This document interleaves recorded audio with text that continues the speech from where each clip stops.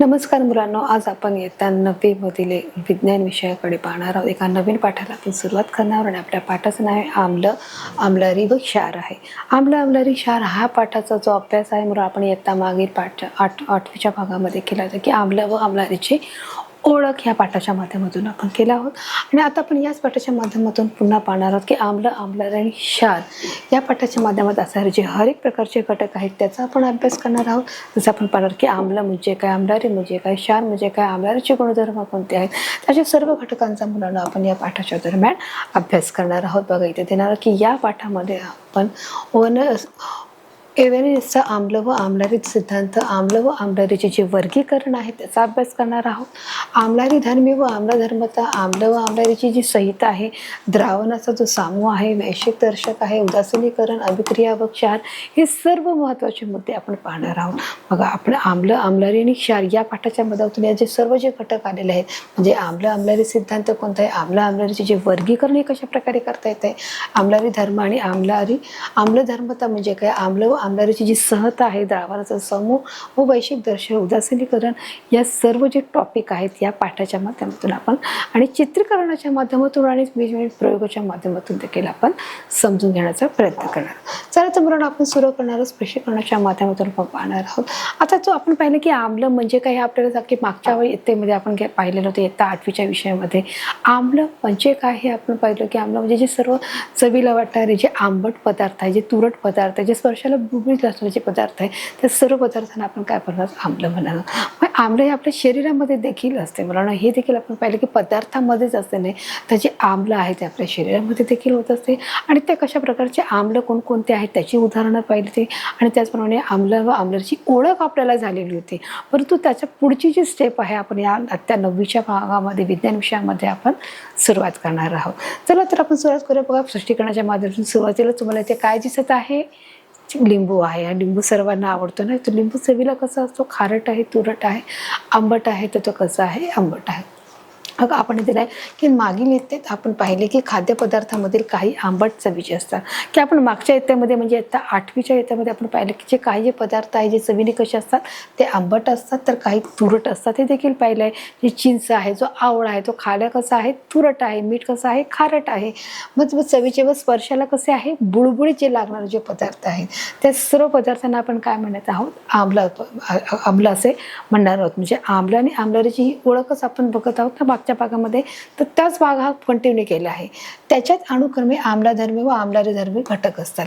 मग त्याच्यामध्ये कोणते घटक आहेत, आम्लारी धर्मी आणि आम्ल आहे, म्हणजे आम्ल आणि आम्लारी आहे। बघा आता जो लिंबू आहे त्याच्यामध्ये आम्ल आहे, ते बघा जो आवळा आहे हा काय आहे, आवळा आहे, मग त्याच्यामध्ये आम्लारी हा नावाचा जो एक प्रकारे घटक आहे, मग त्याच्यामध्ये आम्लारी आम्ल आहे। लिंबू, चिंच, ताक, विनेगर, संत्रे यासारखे पदार्थ लिटमसच्या सहाय्याने आम्लधर्मी आहेत असे ओळखता येते। मग आपण ते टेस्ट देखील केलं होतं एक लिटमस पेपरच्या कागदाने, आठवलंय मुलांना, तुम्ही पाहिलं असेल की त्याच्यामध्ये देखील तुम्हाला की कशा प्रकारे आपण त्याच्यामध्ये काय करतो, लिटमस कागदाच्या सहाय्याने निळा पेपरचा जो लाल होता लालचा जो निळा होत आहे, अशा प्रकारे आपण त्याचं आपण रूपांतरित पाहिलं होतं। मग आता हे जे सर्व जे आम्ल पदार्थ आहेत मग ते कोणते आहेत, लिंबू तुम्हाला माहीत आहे, चिंच देखील माहीत आहे, आवडते की नाही, ताक आहे, विनेगर आहे, संत्री आहे, जे ऑरेंज आहे, म्हणजे कसे सगळे पदार्थ जे आहे जे आंबट पदार्थ आहे, लिंबू आंबट आहे, चिंच देखील हे आंबट लागते, ताक देखील आंबट आहे, विनेगर, संत्र देखील बघा आपल्याला कधी चिंता होतं की आंबट लागतात, म्हणजे गोड आणि आंबट। संत्री कशी असतात, दोन प्रकारचे असतात, म्हणजे असं असतं कधी लिंबू गोड आणि आंबट असतं किंवा खारट असतं, किंवा मीठ आहे ते मीठ कधी कडू असतं किंवा मीठ कधी गोड असतं आणि ते खारट असं होऊ शकतं की जे साखर ती गोड असते आणि कधी खारट पण असते, तर नाही, तर प्रत्येकाचा एक गुणधर्म आहे। म्हणजेच बघा तिथे लिंबू, चिंच, ताक, विनेगर, संत्र हे सर्व कसे आहेत, आम्ली पदार्थ आहेत। यासारखे पदार्थ लिटमसच्या सहाय्याने काय होतात, आम्लधर्मी आहेत असे देखील ओळखतात। तर मग ही जी सर्व बघा लिंबू, चिंच, आवळा, विनेगर ही सर्व पदार्थ कशी आहेत, आम्ल आहेत आणि लिटमसच्या सहाय्याने आपण त्याचा वापर करतो। निळा लिटमस आम्लात लाल होतो। आता मग निळा जो लिटमस आहे तो आम्लामध्ये टाकल्यावर काय होत आहे, लाल होत आहे। मग हा जो पेपर आपण लिंबूवर टाकला तरी तो लाल होणार आहे। म्हणजेच तुरटी, आवळा यासारखे जे पदार्थ आहेत ते कसे आहेत, आम्लारी धर्मी आहेत व हे पदार्थ लाल लिटमस निळा करतात। आणि हे जे पदार्थ आहेत ते काय करत आहेत, लाल लिटमस निळा करत आहे, लालचा जो लिटमस आहे तो काय करत आहे, निळा करत आहे। म्हणजे काही आम्लाची नावे पाहूया. मग आता बघितल्याने काही आम्लाची काय आहेत नावे पाहूया. मग कोणकोणती नावं दिली आहेत? इथे HC1 आहे, HNO3 आहे, HBr आहे, H2SO4 आहे, त्याचप्रमाणे H3BO3 आहे. म्हणजे या सर्वांची आम्लरी धर्मी मूलके काय आहे? H आहे. मग त्याची जी सुरुवात आहे ती कशापासून होते? H आहे. म्हणजेच या सर्वांचे आम्लारी धर्मी मूलक काय आहे? ही H+ आहे. काय आहे? H+ आपण इथे पाहिलेली आहे. तशा प्रकारे आम्लारी पदार्थांची नावे मुलांना आपण इथे पाहत आहोत. पुढे आपण जाणार आहोत. या उलट NaOH, KOH, CaOH3, NH4OH या आम्लारीचा आम्लधर्मी मूलक काय आहे? OH आहे. आता बघा इथे काय दिलंय की जे शेवटचे जे अक्षर आहे, जे सुरुवातीचे जे अक्षर आहेत या सर्वांना आम्लारी धर्मी मूलक असे म्हटले जात आहे. तर या आम्लारीचा जो आम्लधर्मी मूलक कोणता आहे? OH आहे. का आहे की जे शेवटचा अक्षर काय आहे? OH बघा इथे दिलेले आहे. मी तुम्हाला चित्र दाखवते. हे H आहे. म्हणजे ते कसे आहेत? आम्लारी धर्मी मूलक म्हणजेच काय आहे? H+ आहे. आता या उलट त्यांनी सांगितले की आम्लारीचा आम्लधर्मी मूलक OH आहे. काय आहे? बघा हा OH, इथे OH आणि इथे OH शेवटचा आलाय. म्हणजेच हा काय आहे? हा आम्लारी धर्मी आहे आणि हा आम्लधर्मी आहे. याच्यातला फरक तुम्हाला समजला असेल. तुम्हाला आता इथे बघा तुम्हाला ओळ करून इथे व्यवस्थित दाखवलेली आहे. ही मूलद्रव्यांची ही अशा प्रकारे नावे आपण पाहत आहोत. आता त्याने दिलं आहे की ज्याचे आम्लारी धर्मी मूलक H+ पेक्षा वेगळे असून आम्लधर्मी मूलक OH पेक्षा वेगळे आहे असे आयनिक संयुगे म्हणजेच काय आपण त्याला म्हणणार आहोत? क्षार म्हणत आहोत. जे आम्ल म्हणजे काय, आम्लारी म्हणजे काय, आता हे आपलं क्लिअर झालेलं आहे. तुम्हाला समजलं आहे. त्याची उदाहरणं देखील पाहिली. आता त्याने दिलं की क्षार म्हणजे काय की ज्याचे आम्लारी धर्मी मूलक H+ आहे आणि ज्याचे पेक्षा वेगळे असून ज्याचे आम्लधर्मी मूलक H पेक्षा वेगळे असून आम्लधर्मी मूलक काय आहे? OH- आहे. मायनस पेक्षा जे वेगळे आहे अशी आयनिक संयुगे म्हणजेच काय आहेत? त्याला आपण म्हणत आहोत क्षार असे म्हणत आहोत. मग आता हे क्षार कोणकोणते बघितले पाहणार आहोत. आधुनिक संयुगाचे 3 प्रकार पडतात. ते म्हणजे आम्लारी क्षार. जसं आपलं सुरुवातीलाच झालेलं आहे की आयनिक संयुगाचे कोणते प्रकार आहेत? 3 प्रकार आहेत. किती आहेत? 3. मग ते कोणते आहेत? आम्लारी आणि क्षार आहे. म्हणजे जो लिंबू हा काय आहे? आम्ल आहे. आम्लारी काय आहे? इथे आवळा आहे. आणि जो क्षार आहे तो काय आहे? बघा इथे तुम्हाला दिसत आहे तो सफेद कलरचा तो काय आहे? क्षार आहे. आम्लारी आणि हा क्षार आहे. मग आधुनिक संयुग आणि पुरावलोकन आहे. मग ते कशा प्रकारे आधुनिक संयुग आणि पुरावलोकन? बघा इथे पाहत आहोत. आधुनिक संयुगाचे रेणूचे 2 घटक असतात व ते म्हणजे कॅटनायन धन आयन आणि आम्लारी धर्ममूलक व आयनायन म्हणजे ऋण आयन. हे आम्लारी धर्मी मूलक आहे. मग हा जो भाग आहे मुलांना आताच आपण मागच्या पाठामध्ये आपण हा भाग पाहिला होता की कॅटनायन म्हणजे काय आणि आयनायन म्हणजे काय हे मी तुम्हाला समजून सांगितलं होतं. आणि तोच भाग बघा पुन्हा हा पुढच्या भागामध्ये पाठामध्ये आपल्याला आलेला आहे की त्यांनी सांगितलं की आयनिक संयुगाचे रेणूचे 2 घटक आहेत. हे आपलं झालेलं होतं. ते म्हणजे काय आहे? कॅटनायन म्हणजे काय? जे धनप्रभार आहेत, धन आयन आणि जे ते कसे आहेत? आम्लारी धर्मी आहेत. व आयन आहेत ते कसे? ऋण प्रभारित म्हणजे ते कसे आहे? आम्लधर्मी असून म्हणजे या आयनावर विरुद्ध विद्युत प्रभार असल्याने याच्यामध्ये आकर्षण बल कार्यरत असते व यालाच आयनिक बंध असे म्हटले जाते. कळालं मुलांनो आयनिक बंध म्हणजे काय? की या आयनावर काय होत आहे? विद्युत प्रभार असल्याने याच्यामध्ये आकर्षण बल कार्य असते व यालाच आपण काय म्हणणार आहोत? आयनिक बंध अशा प्रकारे आपण त्याला म्हणणार आहोत. आता हे आपल्या इथे क्लिअर झालेलं आहे. चला आता आपण पुढे पाहणार आहोत की आपण इथे पाहिलेले की जे कॅटनायन म्हणजे काय, आयनायन म्हणजे मागच्या भागाचाच भाग हा आपल्याला पुढे आलेला आहे. आता बघा इथे त्यांनी दिले आहे निसर्गतः कोणत्याही वस्तूची जी प्रवृत्ती विद्युत प्रभारी स्थितीकडून उदासीन स्थितीकडे जाण्याची जी असते असे असून विद्युतदृष्ट्या संतुलित म्हणजेच उदासीन अशा अणूपासून प्रभारित असे आयन कशामुळे तयार होतात? अणूच्या इलेक्ट्रॉन स्वरूपावरून याचे स्पष्टीकरण मिळते. आता त्यांनी जे क्लिअर केलं आहे की निसर्गता म्हणजे हे नॅचरल आहे की कोणत्याही वस्तूची प्रवृत्ती विद्युत प्रभारी स्थितीकडून उदासीन स्थितीकडे जाण्याची असते. की कोणत्याही जी वस्तूची जी प्रवृत्ती आहे म्हणजे आपण बघा एखाद्या पदार्थाला जर उष्णता दिला तर अगोदरची जी वस्तू कशी आहे ती स्थिर आहे. त्याला कोणत्याही प्रकारचं त्याच्यामध्ये ऊर्जा नाही आहे. म्हणजे ती काय होत आहे की ती वस्तूची प्रवृत्ती कशी आहे? विद्युत प्रभारित स्थितीकडून ज्याच्यातून विद्युत प्रभार जातो ती ज्या स्थितीकडे आहे म्हणजे विद्युत प्रभारित स्थितीकडून जी उदासीन जी स्थिती आहे त्याकडे जाण्याची असते. असे असूनही विद्युतदृष्ट्या जे संतुलन म्हणजे जो बॅलन्स आहे तो म्हणजे उदासीन अशा अणूपासून प्रभारित असे आयन कशामुळे तयार होतात? तर अणूच्या इलेक्ट्रॉन स्वरूपावर याचे जे स्पष्टीकरण आपल्याला मिळत आहे. तुम्हाला काय दिसत आहे? सोडियम व क्लोरीनच्या अणूपासून Na+ व Cl- हे आयन व त्यामुळे NaCl हे क्षार कसे तयार होते असं त्यांनी सांगितले. सोडियम आयन, क्लोराईन आहे, सोडियम क्लोराईड आणि मेलोनियम आहे. तर अशा प्रकारे त्यामुळे NaCl आयन कशा प्रकारे होते ते आकृतीमध्ये दाखवले आहे. कशा प्रकारे त्याची आकृती होते बघा, की हे क्षार कसे तयार होतात. सोडियम क्लोराईनच्या अणूपासून Na+Cl हे आयन कशा प्रकारे तयार होते, ते क्षार कसे तयार होतात हे आकृतीमध्ये अशा प्रकारे दाखवले होते. आता बघा, हे लॉस ऑफ इलेक्ट्रॉन आहे. Sodium atom, electron donor, sodium ion, Na+. म्हणजेच काय, गेन ऑफ इलेक्ट्रॉन, म्हणजे हे काय केलं, याला इलेक्ट्रॉन दिला गेलेला आहे, म्हणजे क्लोरीन ॲटम, आणि हे इलेक्ट्रॉन एक पेअर म्हणजे क्लोरीन आयन आहे. तर अशा प्रकारे इथे सोडियम आयन आणि क्लोरीन आयन हे एकमेकांमध्ये काय केले आहे, ते आयन इथे इलेक्ट्रॉन दिले गेलेले आहेत. त्याच्यामुळे हे ते आकृतीमध्ये दाखवल्याप्रमाणे हे बघा, हे चित्र आपल्या इथे स्पष्ट होतं. सोडियम व क्लोरीन या अणूमध्ये बाह्यतम कवच हे पूर्ण अष्टक नाही आहे. आणि सोडियम आणि क्लोरीन हे काय आहे, अणूमध्ये बाह्यतम जे कवच आहे ते पूर्ण आहे. जे बाहेरचे जे कवच आहे ते कसं नाही आहे, हे पूर्ण अष्टक नाही आहे, म्हणजे पूर्ण ते 8 पेराचं नाही आहे.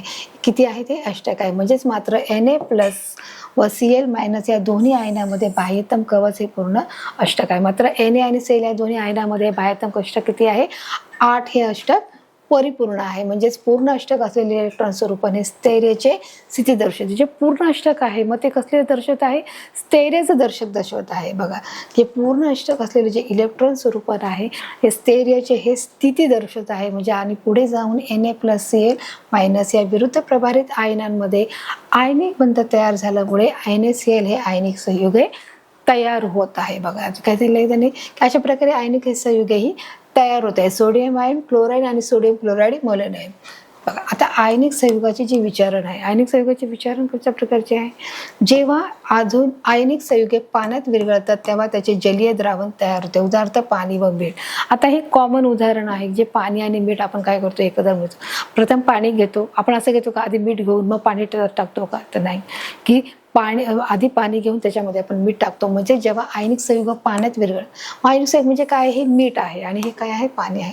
मग पाण्यामध्ये जेव्हा मीठ विरघळतो तेव्हा ते जलीय द्रावण तयार होते. ते काय होत आहे, जलीय द्रावण तयार होते. म्हणजे ते कसल्या प्रकारचे, 2 प्रकारचे द्रावण आहे. पाण्यामध्ये आपण मीठ टाकल्यावर कोणत्या प्रकारचे द्रावण होत आहे, ते आधुनिक संयुग तयार होत आहे. स्थायी रूपात असलेल्या आयनिक संयुगात विद्युत प्रभारित आयन हे एकमेकांना लागून असतात.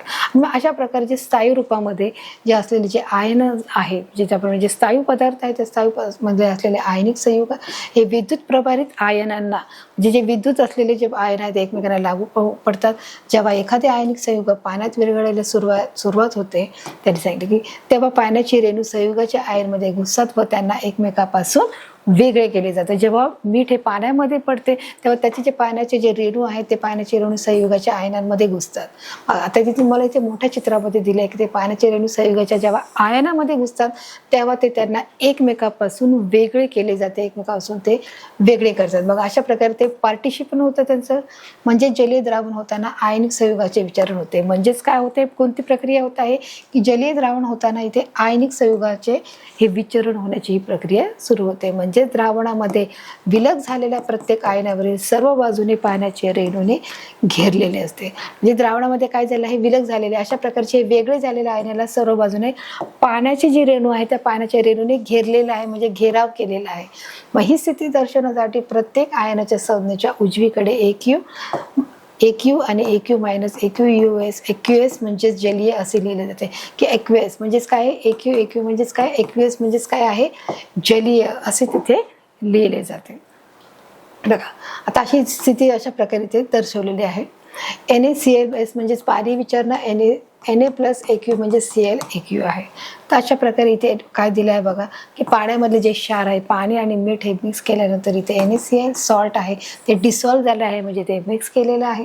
आणि अशा प्रकारे जे पाण्यामध्ये असलेले जे रेणू आहेत ते कसे केले आहेत, वेगळे केलेले आहेत. इथे आधी पाण्याचे मीठ टाकल्यानंतरची अवस्था आणि मीठ टाकून झाल्यानंतर पाण्यामध्ये जे द्रावण मिक्स झालं आहे, जे मीठ परिपूर्ण मिक्स झालं आहे, जेव्हा ते रेणू जेव्हा एकत्र येतात तेव्हाची ही अवस्था आणि नंतर जे पार्टिसिपेशन होतं तेव्हाची अवस्था, या 2 चित्रामध्ये तुम्हाला इथे फरक दिसून येत आहे. आता बघा, अवेनियसचा आम्ल व आम्लारी सिद्धांत म्हणजे काय त्यांनी सांगितलेलं आहे की स्वीडिश वैज्ञानिक अवेनियस यांनी आम्ल व आम्लारीचा सिद्धांत मांडला. या सिद्धांतात आम्ल व आम्लारीची व्याख्या केलेली आहे. जे प्रसिद्ध जे स्वीडिश जे वैज्ञानिक आहे अवेनियस, त्यांनी ही संज्ञा मांडलेली की आम्ल व आम्लारी म्हणजे काय आहे. बघा त्यांनी ते क्लिअर केलं आहे की आम्ल म्हणजे असा पदार्थ की जो पाण्यात विरघळला असता त्याचे द्रावणात H प्लस हायड्रोजन आयन हे एकमेव कॅटॅनायन तयार होते. त्यांनी सांगितलेलं आहे की आम्ल म्हणजे जो असा पदार्थ की जो पाण्यात विरघळला त्याच्या द्रावणामध्ये काय होत आहे H प्लस म्हणजेच काय हायड्रोजन आयन हे काय होत आहे एकमेव कॅटॅयन तयार होत आहे म्हणजे धनप्रभार होत आहे. समजते मुलांना कॅटॅयन म्हणजेच काय आहे धनप्रभार आहे ना आम्लारी पदार्थ आहे म्हणजेच उदाहरणार्थ HCl H2SO4 H2CO3 अशा प्रकारचे हे उदाहरण आहेत म्हणजे काही इथे पाहत आहोत. त्याचप्रमाणे HCl G म्हणजेच पाणी विचारण आणि H प्लस म्हणजे AQ प्लस Cl AQ म्हणजे H2SO4 प्लस पाणी विचारण H plus AQ H2SO4 AQ अशा प्रकारे हे उदाहरण आहे. म्हणजेच SO4 मायनस AQ म्हणजे विचारण H plus AQ plus SO4 two AQ. तर अशा प्रकारे आपण इथे दिलेले आहे. आम्लारी म्हणजे काय आता आम्ल म्हणजे काय आणि आम्लारी म्हणजे काय इथे दिलेले आहे की आम्लारी म्हणजे असा पदार्थ की जो पाण्यात विरघळला असता त्याच्या द्रावणात OH म्हणजे हायड्रॉक्साईड आयन हे एकमेव अनायन तयार होते.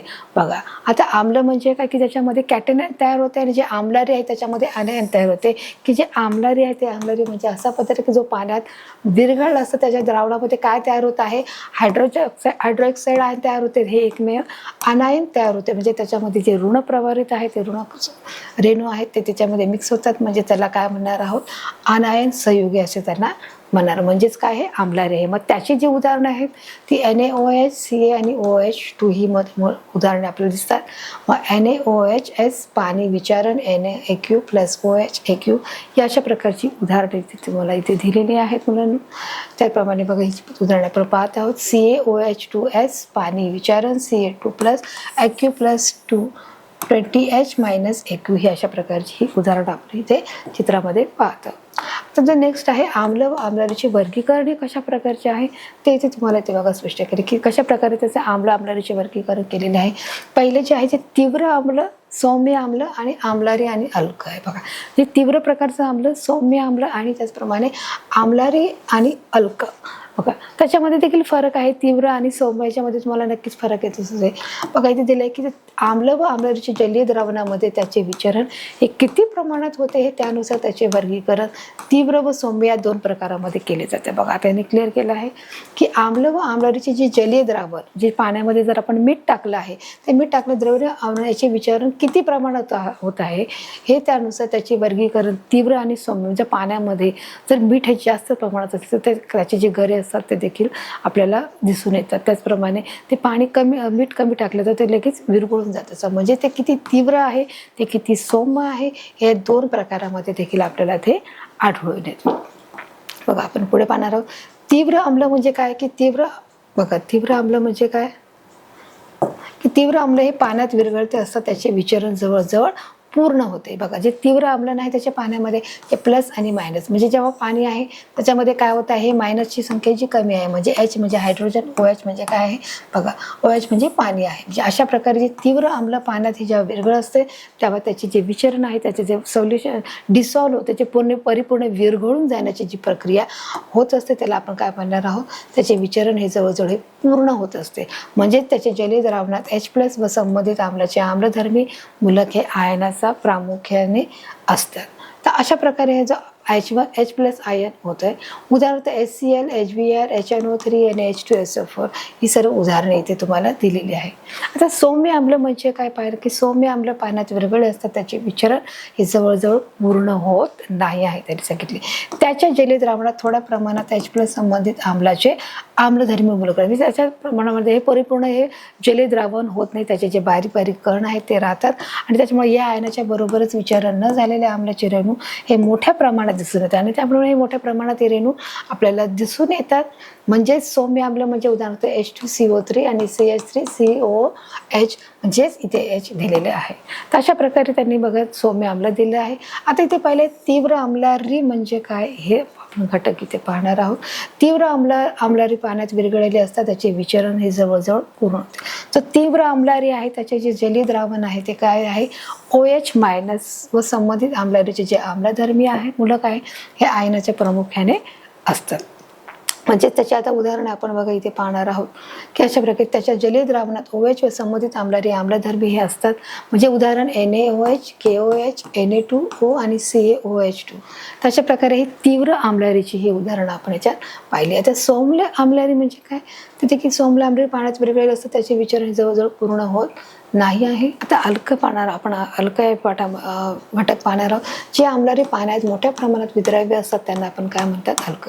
की जे आम्लारी आहे ते पाण्यामध्ये मोठ्या प्रमाणात म्हणजे जे विद्राव्य पदार्थ, अद्रव्य पदार्थ माहिती आहे की जे जास्त प्रमाणात विद्राव्य होतात त्यांना काय म्हणणार, अल्क. म्हणजेच काय आहे, NaOH, COH आणि NH3 यापैकी NaOH व KOH हे तीव्र अल्क आहेत, तर NH3 हा सौम्य अल्क आपल्याला इथे दिसत आहे.